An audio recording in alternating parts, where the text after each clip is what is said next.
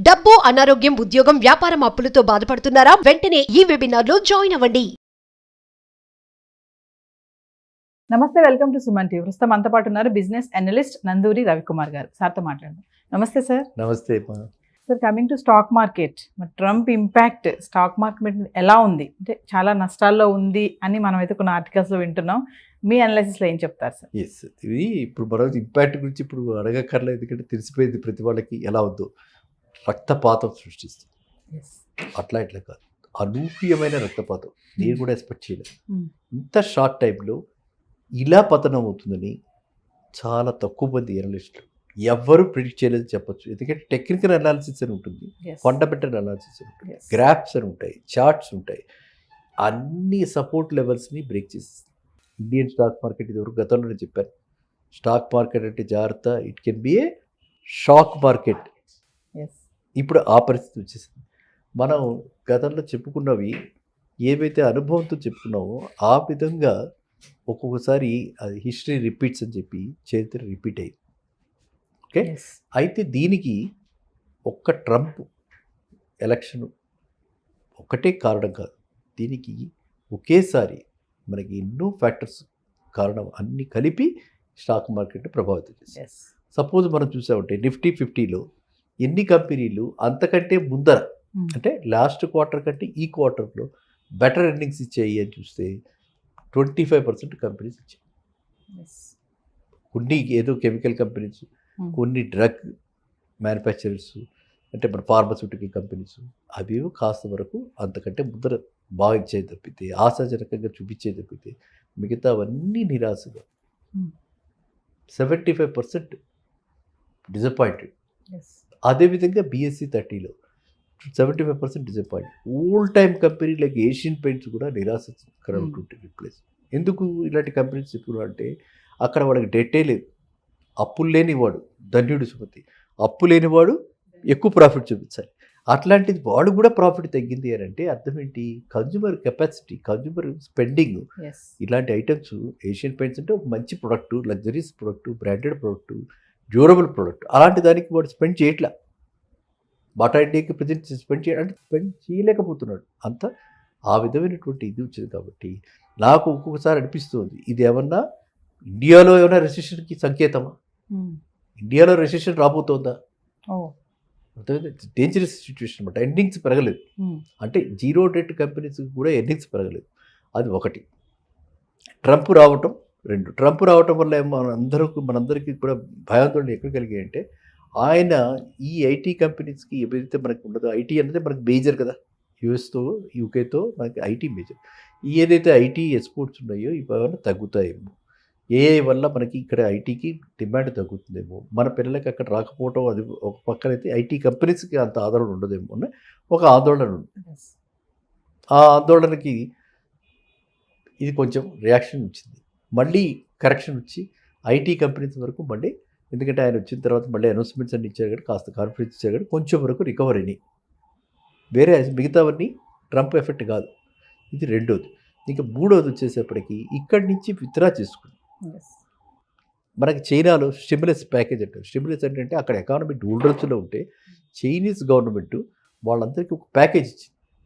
అక్కడ ఉన్న కంపెనీస్ అందరికీ ప్యాకేజ్ ఇచ్చింది. ప్యాకేజ్ అంటే ఎలా ఉంటాయి? మనకి ఇక్కడ ఇచ్చినట్టే అక్కడ కూడా రాయితీలు ఉంటాయి అన్నమాట. అంటే మన దగ్గర సబ్సిడీలు అనుకుంటే సబ్సిడీలు ఉంటాయి, కన్సెషన్స్ ఉంటాయి. ఇవాళవన్నీ ఇచ్చి చైనీస్ ఎకానమీని వాళ్ళు రివైవ్ చేయడానికి చైనా గవర్నమెంట్ బాగా ప్రయత్నిస్తుంది.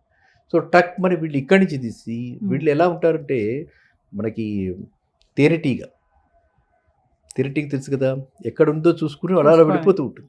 వీళ్ళంతా కూడా ఎఫ్ఐ నేచర్ అలా ఉంటుంది అనమాట. వాళ్ళకి ఏమి సెంటిమెంట్స్, అటాచ్మెంట్స్ ఇవేమి ఉండవు. ఎక్కడ ప్రాస్పెక్ట్స్ బాగుంటే అక్కడికి వెళ్తారు. ఇప్పుడు ఇక్కడి నుంచి ఉపసంహరించి అక్కడికి వెళ్తున్నారు, అక్కడ పెట్టుబడి పెడతారు.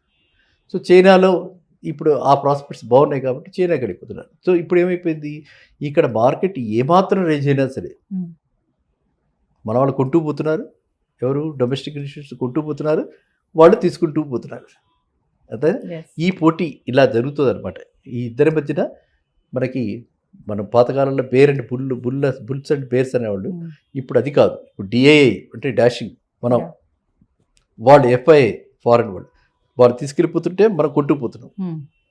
ఇది ఎంతకాలం సాగుతుంది, ఎంతకాలం డొమెస్టిక్ ఇన్స్టిట్యూషన్స్ సపోర్ట్ ఇవ్వగలుగుతాయి, ఎంతకాలం ఈ కొత్త డబ్బులు దీనిలోకి వస్తాయి, సిప్పులు ఇలాగే ఉంటాయి, మనం మంత్లీ జనాలు ఎలా సబ్స్క్రైబ్ చేస్తూ పోతుంటారు, అంతకాలం వరకు పర్వాలేదు.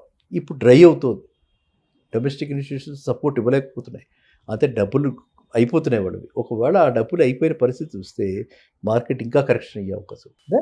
అందువల్ల మనం గతంలో చెప్పుకుంటే మళ్ళీ ఇప్పుడు చెప్పుకుంటున్నాం, రీటరేట్ చేసుకోవాలి. స్టాండర్డ్ కంపెనీస్లో, ఫ్రంట్ లైన్ స్టాక్స్లో రూమర్స్ బేస్డ్ కాకుండా మనం స్టడీగా చూసుకుని, హిస్టారికల్గా చూసుకుని, మన గతంలో ఏం చెప్పుకున్నాం, అదే ఏషియన్ పెయింట్స్, అదే రిలయన్స్ ఇండస్ట్రీస్, అదే Tata communication services, TCS, okay, Tata computers, అదే ఆ కంపెనీస్లో అంటే బ్రాండెడ్ కంపెనీస్లో పెట్టుకుంటే భారతీ ఎయిర్టెల్ అన్నీ మనం చెప్పుకునే బాటా కానీ ఈ కంపెనీస్లో పెట్టుకుంటే మనం మనీ ఎప్పటికైనా సరే భద్రంగా ఉంటుంది. ఓకేనా?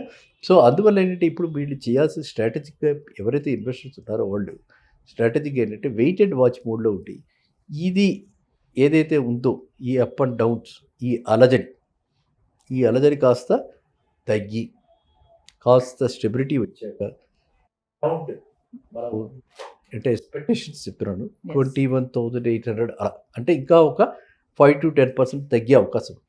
తగ్గిన తర్వాత అది రైట్ టైం. ఆ టైంలో మళ్ళీ మనం స్టార్ట్ చేసి ఇన్వెస్ట్మెంట్ స్టార్ట్ చేసి ముందుకెళ్ళాలి.